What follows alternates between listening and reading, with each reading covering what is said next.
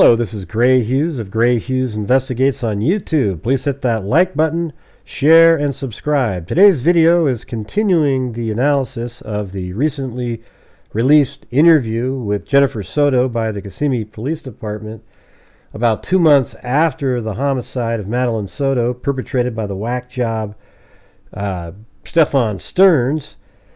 And while listening to this, I thought of some different things that you might find interesting. So if you could leave a comment about those observations, I would appreciate it. And also just listen to the interview and let me know what you think about various elements of this interview. All right? So let's get started on the interview right now.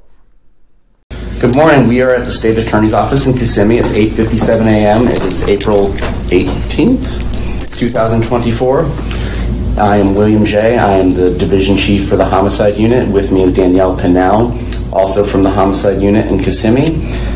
Can the detectives identify? Yes, this is about 2 months after the murder of Madeline Soto that this interview was done with Jennifer Soto, Madeline's mother, with the Kissimmee Police Department. And she obviously has immunity as long as she tells the truth, as we'll hear here in a second. Identify themselves? Detective Mark Morris.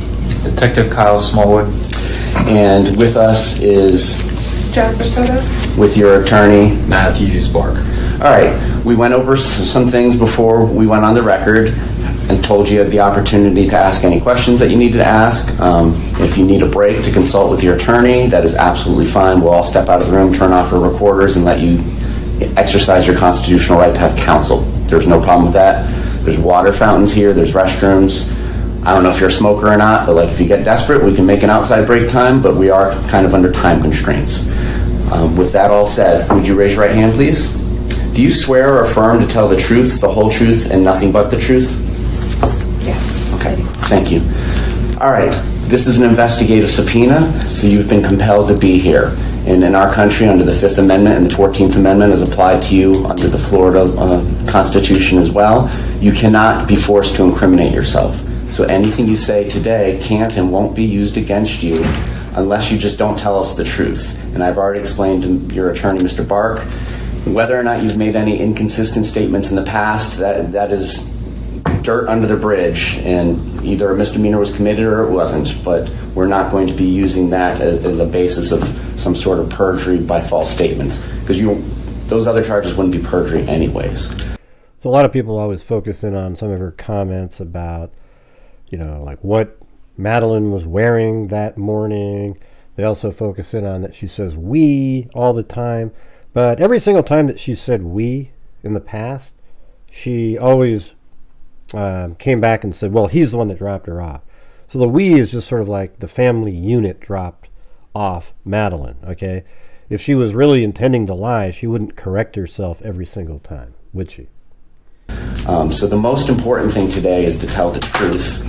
I also explained derivative use immunity, which means if you said that there was a gun, and obviously there's no gun in this case, buried in your attorney's yard, we couldn't go dig up that gun if you told us that, oh yeah, there's the gun that was used is right there. We wouldn't be able to do that. We would have to show that we learned all those things independently from this interview.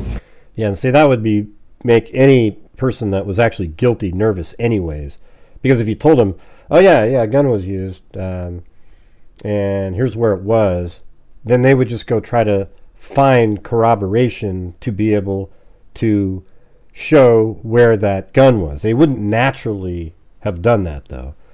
So it's always dangerous, even in situations like this, to tell the truth on everything, because if there is something, unless you're completely innocent, right?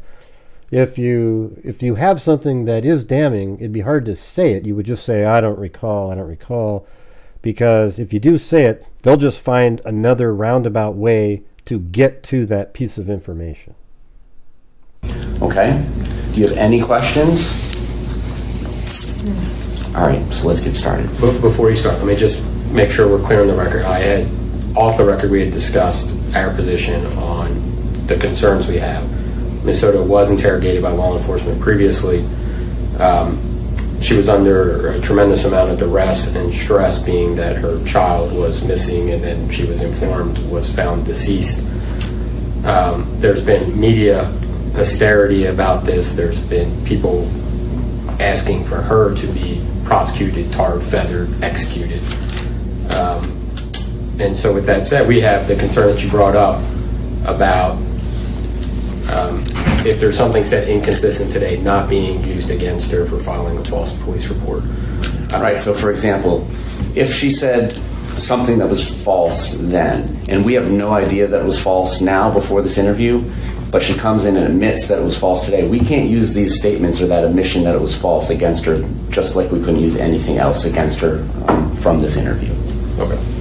Yeah, so as long as she tells the truth here, she's not in trouble. But her attorney is absolutely true, is that Jennifer Soto is basically tarred and feathered, and everybody's focusing on her because Stephan Sterns has already been arrested, so everybody needs a new boogeyman, so they go after Jennifer Soto. I don't know for certain if she has any knowledge or information that she knew that Madeline was being assaulted by Stephan Sterns. I don't have any information that indicates that she did or didn't. There's, sort of, quote, circumstantial evidence that, oh yeah, she would let them sleep together in the same bed, but that could still be due to Stephan Sterns groomed both of them, and after a long period of time, he made it seem normal and okay in their family, probably always pointing to those other creeps out there. Oh, don't let them do that. Oh, I'll protect you guys. Don't let her go there. Don't let her go there. There might be a camera, blah, blah, blah, blah. Probably because he does all those things, and he knows what other people might do, but he wants to do it himself, but he wants to sound like he's very protective of them.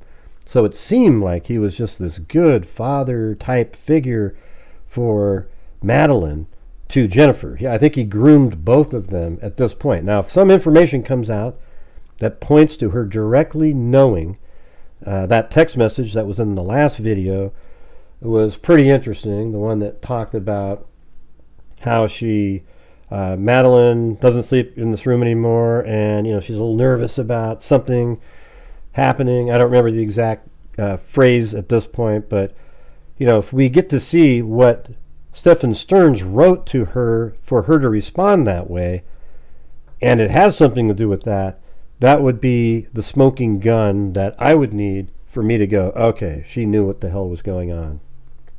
Let's continue. All right.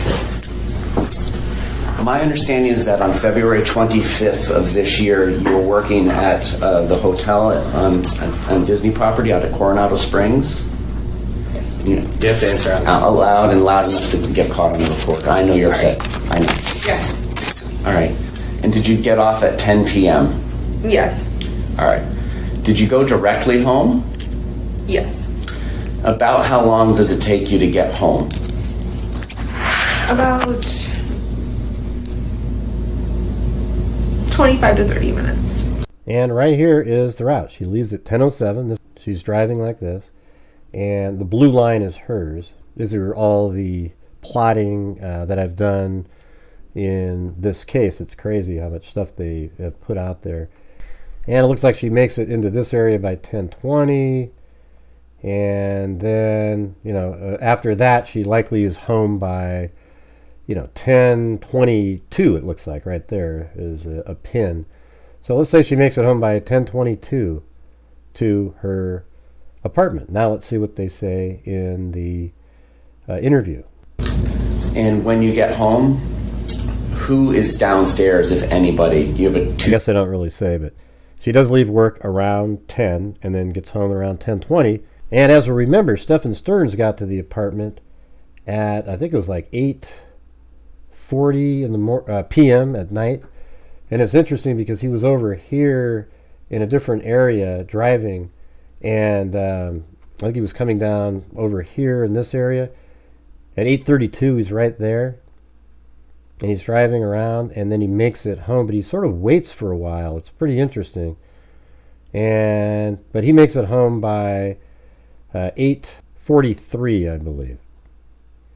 And that's right at the time that Madeline was dropped off by Jennifer's sister. So they got home almost the same time, so that means they had about almost 2 hours before Jennifer made it home. All right, so let's continue. Two-story, is it a townhome? Is that the best word for it? Yes, it's a townhome. If anybody is downstairs, who is downstairs? I saw my daughter Madeline and Stephan. Do you recall what Madeline was wearing?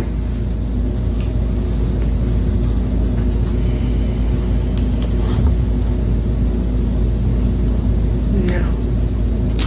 And I think it's kind of interesting that she doesn't know what she was wearing. That seems like something that would be etched into your memory, because after you knew she was missing, it would just be the next day that you would start remembering and thinking and, you know, implanting those memories into your mind. do you recall what Stephan was wearing? Although, to be honest with you, you know, not to contradict myself, but now that I think about it, I can't remember what my wife was wearing this morning when I saw her leave to go to work. So even if somebody asked me later, I wouldn't know. I would just know that it was some nursing outfit, okay?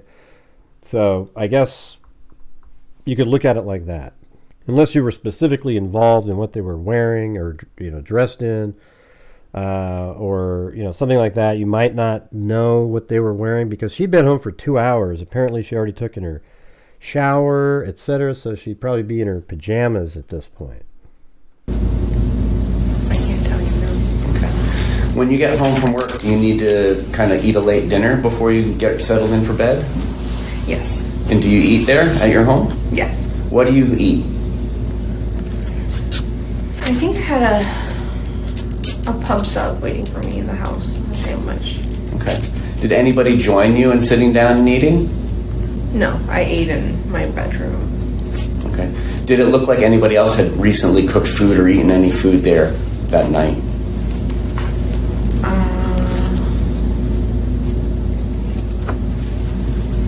From what I saw, no. I didn't see anyone cooking, or it didn't look like anyone had been cooking. Okay. I believe in one of your former interviews you mentioned that Madeline might have gone over with you kind of what she got at the birthday party, since you didn't have the chance to go because you were at work. Mm-hmm. When and where does that occur? That occurs... Yeah, and this is an interesting one, because this is something I always wondered about. You know, when did that happen, and where was it? Because I actually thought, you know, at the beginning we weren't even sure what was going on. And you sort of wonder, is that even a real story that she was even told that? Was she told that over the phone and she's just applying it to seeing her in person? But it sounds like, you know, obviously she did make it home. Madeline did. And so, and Jennifer obviously makes it home from her work, and she's there, and apparently they talk for a little bit. You know, what's interesting about this is around about, let's just say it's 10:30-ish. So an hour and 20-something minutes later, Stephan Sterns is on Telegram. So you think about, like, Madeline is going to, she gets ready and goes to bed. Jennifer has something to eat. And then she's likely probably in bed around, you know, 11:10, 11:15. Then she says, hey, why don't you guys go upstairs and go to sleep? I need a better night's sleep. So she sends Stephan and Maddie upstairs to go to sleep. And then within a half hour of that time, he's on Telegram, a site used by predators. It's also used by regular people that are file sharing. They're encrypted. And, you know, that's just still interesting to me. Okay, I have another case of a woman that was arrested in Kissimmee on an FBI document for CSAM material, and she also was using an email account that was on Telegram. I find that interesting. Like right after I get home, it occurs in my bedroom. Everyone's in my room. And so by everyone, let's just be clear, since I understand you have some roommates. So what do you mean by everyone? Okay. Madeline, Stephan, and myself were in my bedroom. Okay. At this point in time, do you recall what Madeline was wearing? I don't know. Let me ask it a different way. Can you tell me whether or not she was wearing a long-sleeved green sweatshirt and jeans? Oh, no. Okay. Would she have kind of been in her bed gear, or do you think she could have still been in the dress that she wore to her birthday celebration? She would have been in pajamas. I can't recall the exact pajamas, but she would have been in pajamas. She had already, by this point in the evening, she had already showered and changed out of that birthday dress. So it's interesting to note that Stephan Sterns was there when Maddie was taking a shower. So was Stephan Sterns engaged in CSAM activities during that time? And what is the reason that Stephan Sterns had for taking the life of Madeline Soto? It's still something that I think even law enforcement in this interview are trying to figure out that answer. And was it your understanding from your sister that she had gotten dropped off about 8:30, she being Madeline? 8:30, 8:45, something around that time, yeah. And what's your understanding as to when Stephan had gotten there? If you know. If you don't guess, it's fine.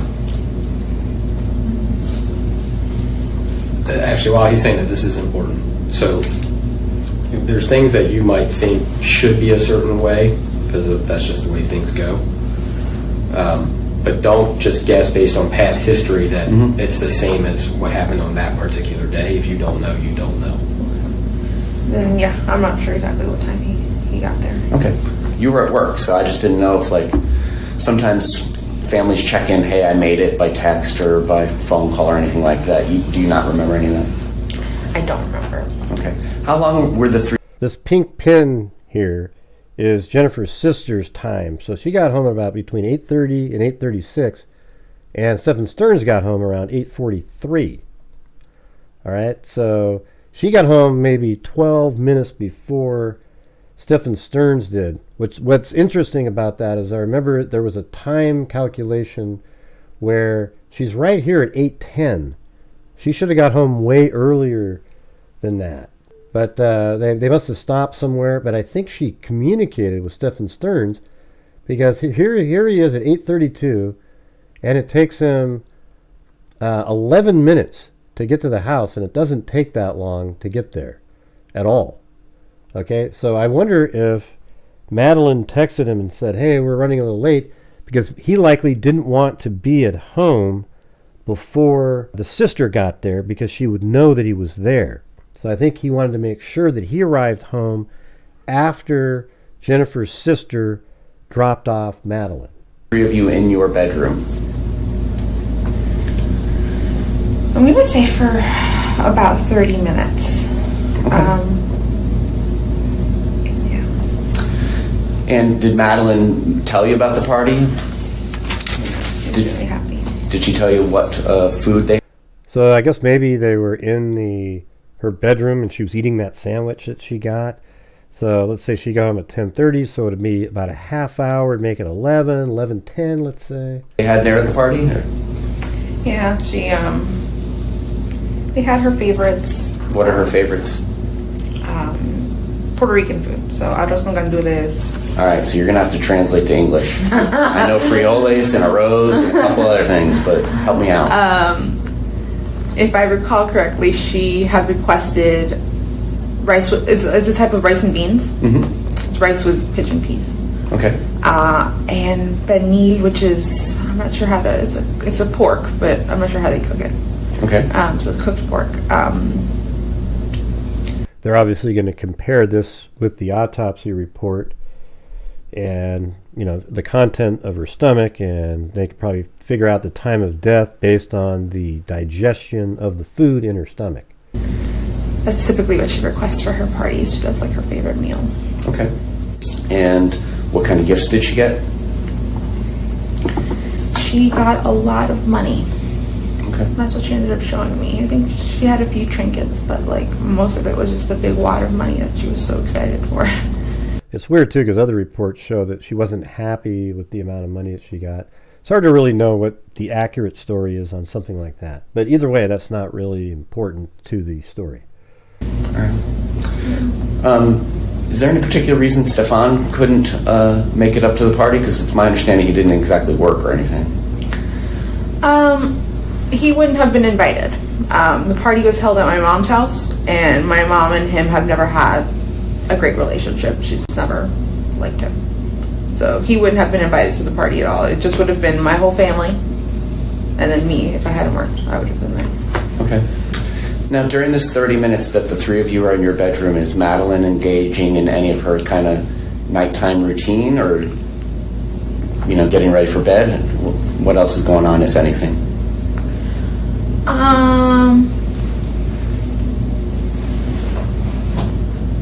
We spent a long time talking about gifts and having her show me, and then we counted out our own money.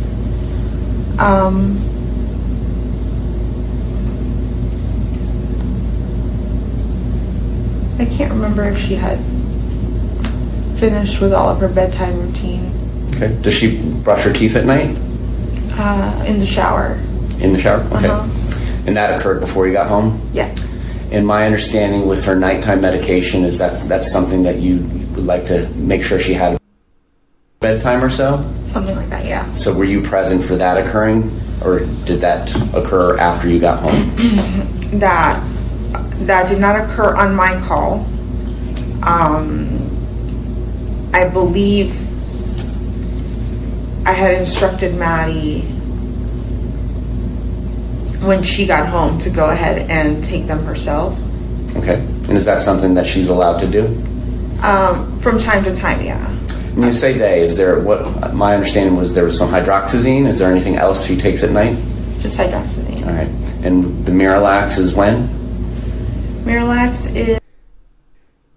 So that would have been earlier while you were at work too if she took it? Yeah. May not have because she was at the party? Yeah, because I had been training at work that week and we had been going back and forth with my mom's a lot, the Miralax wasn't consistent.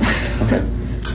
All right. Now, Madeline, does she lay out her clothes for school the next day, or is that something she gets in the morning, makes a game time decision like my kid? Typically, it is a game time decision morning of. Okay. What about this specific evening? Do you remember anything about it? Yes. This evening, we had, I had already discussed prior to Stephan coming to visit that he was going to help me take Maddie to school that day. So because I knew that was what was going to happen that night, I had asked Maddie, pick out your clothes, have everything ready, have your backpack ready, your water bottle, everything you need ready, so that way you could just grab your stuff and head out. It won't be too much of a hassle in the morning. And so she did. She picked out her clothing. I asked her what she was wearing, and she told me what she had picked out. I said, okay, fine. All right, so she picks it out, but does she physically take it out of somewhere, wherever she stores her clothes, and put it somewhere? I'm not sure. Okay. I'm not sure if she took that clothes upstairs with her or anything like that. All right. So as far you didn't see them in your room, and did you have the opportunity to kind of see her cubby part of the living room to see if she had put them on her bed or anything like that? I hadn't seen them. Does Madeline have like a water bottle or a hydro flask or whatever the kids call it that she likes to sleep with and bring up or bring wherever she's sleeping?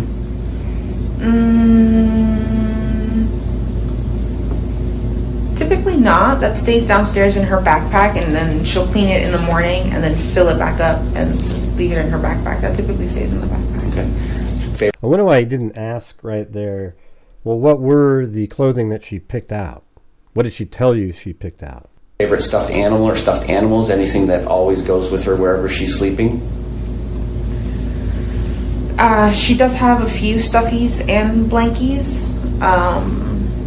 Did I see any that day? Yeah, specifically, did you see if she brought any of that stuff upstairs with her? No, I didn't see any of that stuff upstairs. Now, separate question. Generally, habitually, like your attorney was saying, there's a difference between specific memory, but generally, would she do that? Not saying that you saw it that night. Generally, would she do what? Have stuffies and blankets and her favorite stuff. Yes, she typically would. So if Stephan says something like Maddie's building her nest and getting settled in, would that, to you, mean like her stuff is part of this nest, or what do you think that would mean, if you know? I'm not sure. Okay. Do you recall getting that text from Stephan that night that Maddie had settled into her nest for the night? I don't remember that text now. Okay. My understanding was that at some point you told them it was time to go to bed. Well, that's interesting. So while he's upstairs with Maddie, he says she settled in to her nest that night.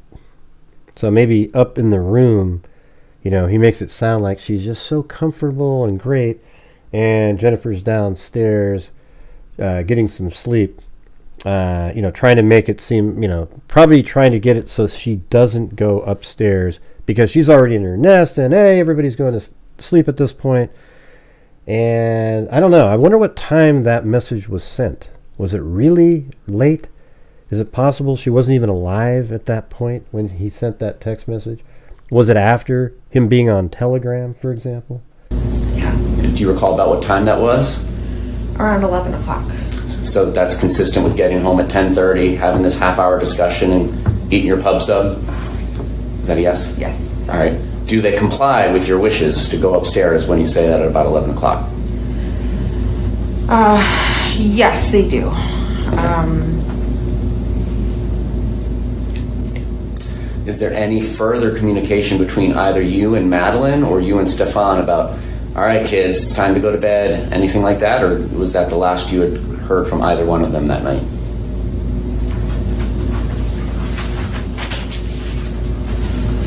I think at some point Stephan comes downstairs to use the restroom and then goes back upstairs, but after that I don't recall. When he went downstairs to use the restroom, is it possible he got the leash at that point? And then he goes upstairs and he strangles Maddie. That's in the scenario that she's not alive in the morning. And then later he brings it back home and walks the dog and makes it look like, oh yeah, the leash has been here the whole time, so that in Jennifer's mind, the leash was in the house, and he put it on the dog. It wasn't somewhere else at that time. Tracking or saying anything, so. Okay. And my understanding is that you had some sort of parental controls over Maddie's phone. Is that accurate?